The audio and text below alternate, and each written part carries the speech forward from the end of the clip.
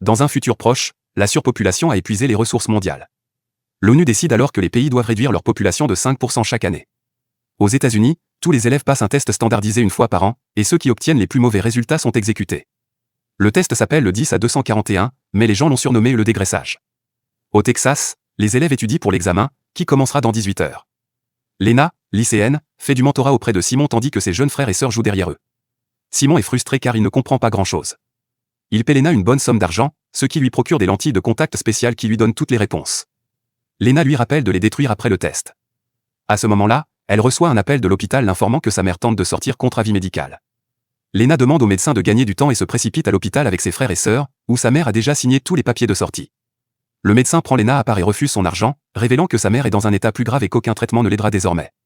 Dans la soirée, avec seulement 12 heures avant l'examen, Blake, le fils du gouverneur, dit à ses gardes du corps qu'il va à la cuisine pour manger un morceau, mais il s'échappe en fait du manoir et monte dans sa voiture pour retrouver sa petite amie, Ellie. L'ambiance devient gênante lorsqu'il se rappelle qu'il pourrait mourir le lendemain matin, alors il décide de se distraire. Ils s'introduisent dans un autre manoir et utilisent la piscine pendant un moment. Ensuite, ils retournent à la voiture pour s'embrasser, mais Ellie ne parvient pas à se détendre, effrayée par le test. Ils sont soudainement interrompus par un garde du corps, qui ramène Blake à la maison. Le gouverneur Dean réprimande Blake pour avoir gaspillé son temps la veille du test, soulignant qu'il devrait étudier maintenant, pour pouvoir s'amuser plus tard.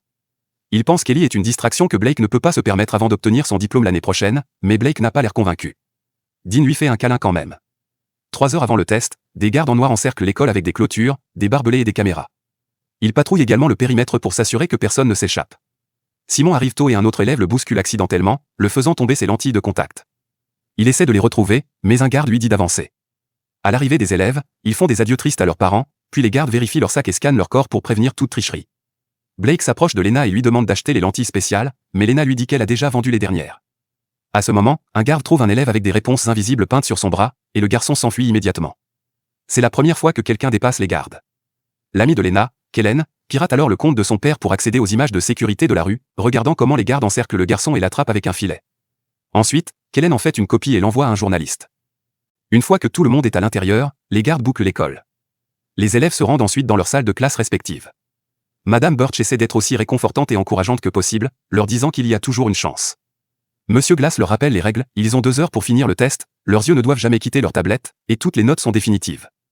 À ce moment-là, le test commence enfin et tout le monde se concentre pour répondre aux questions sur la tablette, mais il est clair que beaucoup d'entre eux ont du mal.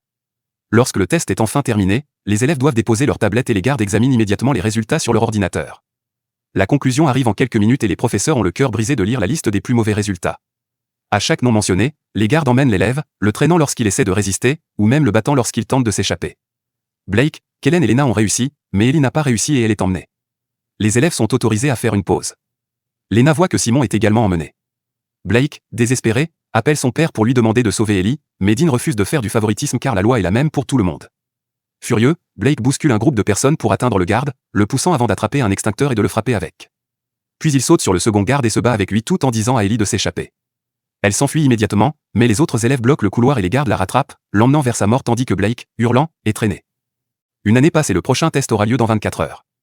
Sarah ne supporte plus d'étudier et va voir Glass, qui accepte de lui donner une bonne note en échange d'une relation sexuelle. Pendant ce temps, Birch rend visite à Lena et à ses frères et sœurs, qui ont récemment perdu leur mère. Birch a apporté de la nourriture et offre son soutien car elle sait que les plus jeunes passent leur premier test cette année. Sur le chemin du retour, Birch voit Sarah quitter la voiture de Glass. Au manoir du gouverneur, Blake enregistre une vidéo sur sa tablette, disant que si quelqu'un regarde ceci, cela signifie qu'il est mort. 3 heures avant le test, Lena emmène ses frères et sœurs à l'école, les interrogeant en chemin pour s'assurer qu'ils sont prêts. Dean essaie d'être encourageant envers Blake avant qu'il ne parte, mais Blake n'est pas dupe et lui dit de garder cela pour ses discours. Un garde du corps remarque que Blake dépose une enveloppe dans une boîte aux lettres en se rendant à l'école, alors il la vole et la porte à Dean. Quelques instants plus tard, l'école est bouclée et tous les élèves prennent place. Dans la classe de maternelle, l'enseignant diffuse une vidéo d'animation pleine de propagande qui explique pourquoi le test est important pour sauver la planète. D'autres pays tuent les personnes âgées ou limitent le nombre de naissances annuelles, mais les États-Unis se concentrent sur la conservation des personnes intelligentes pour pouvoir redevenir un grand pays. Ensuite, les élèves reçoivent les tablettes et le test commence. Pendant ce temps, Dean trouve la vidéo de Blake dans l'enveloppe et apprend qu'il va échouer exprès au test pour que son père puisse voir son fils mourir à cause du système qu'il défend tant. Dean demande immédiatement au garde du corps de ramener Blake à la maison, mais personne ne peut quitter l'école après le bouclage. Après avoir fait sortir son garde du corps, Dean appelle Mason, le chef des opérations de sécurité de l'école. Dans la salle de classe, Blake répond à tout rapidement et faussement, ce qui lui permet de finir tôt. Glass trouve cela étrange. Dans la classe de maternelle, un enfant lève la main et demande de l'aide, mais l'enseignant refuse de l'assister car un garde le surveille. Finalement, le temps s'écoule et tout le monde pose ses tablettes. Cette fois, les résultats sont calculés par Mason seul au lieu d'un groupe de gardes. Bientôt, les professeurs commencent à appeler les noms. L'enfant qui a demandé de l'aide est emmené. Il en va de même pour Sarah, qui hurle en réalisant que Glass lui a menti. Les frères et sœurs de Kellen et Lena réussissent, tout comme Blake, qui ne comprend pas ce qui se passe. Birch pleure en lisant le nom de Lena, n'y croyant pas, car elle est la meilleure élève de sa classe. Pendant ce temps, Mason appelle Dean pour confirmer qu'il a effectué l'échange. Un Blake choqué regarde les enfants être emmenés, et Birch court vers un garde, lui demandant de vérifier les résultats car il est impossible que Lena échoue. Les gardes appellent Mason et on leur dit que tout va bien, donc Lena doit partir avec les autres. Au moment de lui dire au revoir, Birch donne secrètement à Lena sa carte clé, lui rappelant qu'il y a toujours une chance. Ensuite, l'école organise une fête pour ceux qui ont réussi, et Birch remarque Glass flirtant avec une autre élève. Au même moment, Dean participe à un événement public et son discours est diffusé à la fête. Toute la foule l'acclame alors qu'il mentionne toutes les choses qu'il a améliorées dans l'état et commente à quel point les décisions sont difficiles à prendre, mais aussi nécessaires. Il ne pense pas que le dégraissage soit barbare. Au lieu de cela, il l'appelle innovation. Dean annonce également sa candidature à la présidence et Blake, dégoûté, quitte la fête dans un couloir privé.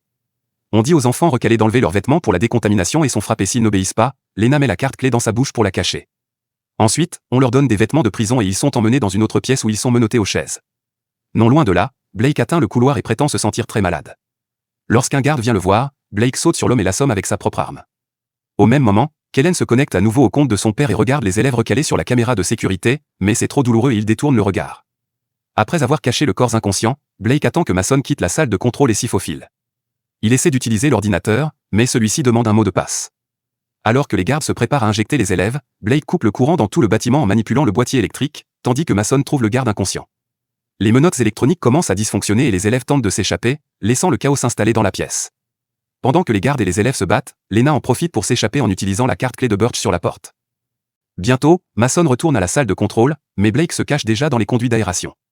Mason voit que le système est en panne et dit aux gardes d'amener le père de Kellen pour le réparer.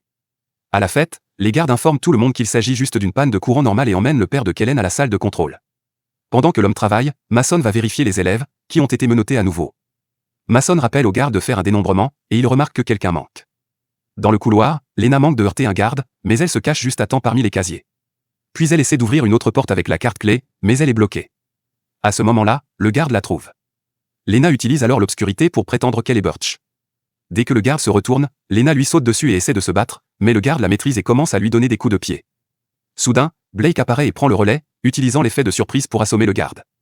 Ensuite, Blake admet qu'il a échoué exprès et Lena réalise que quelque chose cloche avec tous les résultats. Blake active alors l'alarme pour envoyer tous les gardes dans le couloir pendant que lui et Lena se cachent dans les conduits d'aération. Mason annonce que l'école restera bouclée jusqu'à ce qu'il trouve Lena, se moquant du fait que les enfants sont censés retrouver leurs parents à ce moment-là. Dans les conduits, Blake juge Lena pour avoir vendu les lentilles aux enfants désespérés, car il y voit une exploitation de leur peur. Lena doit expliquer qu'elle n'a fait cela que pour payer les traitements de sa mère, et Blake s'excuse immédiatement. Elle avoue également qu'elle avait le béguin pour Blake. Chez le gouverneur, un journaliste interroge Dean sur le bouclage prolongé de l'école, dont Dean n'était pas au courant. Il prétend que tout est sous contrôle et, après l'interview, il consulte les nouvelles pour découvrir que l'ami journaliste de Kellen est devant l'école. Elle couvre la crise et interviewe des parents inquiets du sort de leurs enfants. Pendant ce temps, Mason demande à tous les professeurs de prouver qu'ils ont toujours leur carte clé. Au moment où il s'apprête à vérifier Birch, il est interrompu par un appel de Dean, qui lui hurle furieusement de résoudre le problème rapidement. De retour à Blake et Lena, il continue de se déplacer dans les conduits lorsque, soudain, la surface se brise et Blake tombe, atterrissant dans la piscine. Lena saute immédiatement et nage rapidement pour secourir Blake, qui est inconscient. Heureusement, Lena connaît la réanimation cardio-pulmonaire et parvient à le réveiller. Puis il se dirige vers les casiers et se tourne le dos pendant qu'ils mettent des vêtements secs. Lena trouve un autre conduit pour qu'il puisse continuer. À la fête, certains élèves essaient de partir, mais les gardes les battent, alors qu'Hélène enregistre la scène et l'envoie aux journalistes. Quelques minutes plus tard, Lena et Blake atteignent le couloir à l'extérieur de la salle des serveurs et la carte clé tombe de la poche de Lena. Les gardes entendent un bruit, alors Blake couvre immédiatement la bouche de Lena et ils attendent que les hommes passent. Heureusement, à cause de l'obscurité, ils ne voient pas la clé. Ensuite, le duo se rend dans la classe de sciences, et cette fois, le bruit qu'ils font en descendant est clairement entendu par un garde. En assemblant quelques objets, Lena fabrique une tige aimantée pour pêcher la clé.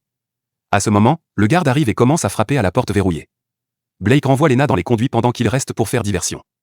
Blake essaie de se cacher derrière les bureaux, mais le garde fait irruption et le trouve rapidement. Bientôt, un seul d'entre eux est inconscient sur le sol. Dans le conduit, Lena attend que les gardes se déplacent et abaissent l'aimant.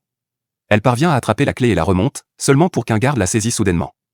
Cependant, il la lâche aussi, et Lena réalise que c'est Blake qui a volé l'uniforme du garde qui l'a assommé. Pendant ce temps, le garde du combat précédent dit à Simon qu'il y a 2 adolescents en fuite et que l'un d'eux a utilisé le nom de Birch. Dans une autre pièce, les professeurs attendent toujours. Birch fait semblant de flirter avec Glass et vole sa carte clé. Lorsque Mason vient la vérifier, Birch présente la carte clé de Glass comme la sienne. Les gardes remarquent que Glass a perdu sa clé et il est arrêté tandis que les autres professeurs sont enfin autorisés à partir.